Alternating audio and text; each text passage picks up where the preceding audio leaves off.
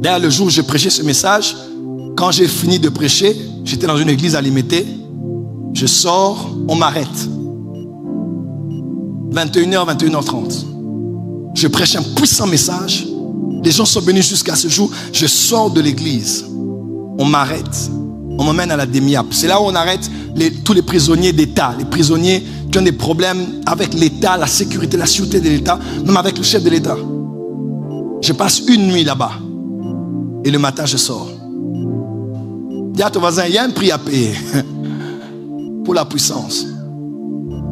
Et je donnais un témoignage ce jour-là. Je racontais une histoire assez particulière. Nous étions à un mariage à Lolo la Crevette, là où j'organisais les réunions du Saint-Esprit à l'époque. Et à un moment de la fête, je me suis retiré dans la voiture. Je me suis même endormi dans la voiture. Le matin, on est venu me réveiller pour rentrer à la maison. Et cette nuit-là, je faisais un rêve étrange. Je me voyais avec beaucoup d'hommes de Dieu, beaucoup de serviteurs de Dieu.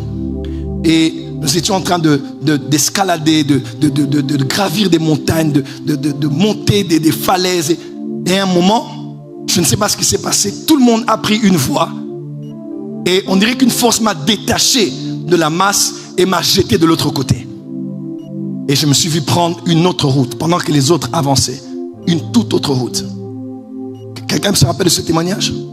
Et j'ai pris une autre route et ils étaient arrivés et je suis arrivé après eux. Mais j'étais tellement dans la joie. Et en face de moi, quand je tombais, je voyais beaucoup de sel devant moi. Je me réveille, je pose la question.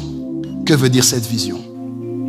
C'est après des années que j'ai compris que Dieu me destinait à une séparation avec toutes les personnes que j'appelais amis, collègues, proches, intimes.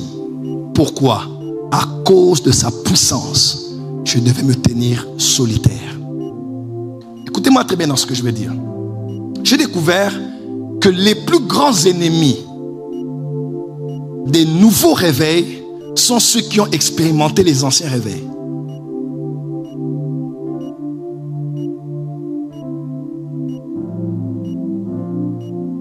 Pourquoi? Parce que quand Dieu a été en mouvement, ils ont décidé de faire des tentes. Ils ont fait 3 tentes, une pour Jésus, une pour Élie et une pour Moïse. Et ils sont restés là. Et pourtant, il y avait un enfant lunatique qu'il fallait guérir. Des fois, quand nous sommes face à une grande gloire de Dieu, nous avons tendance à établir une structure là.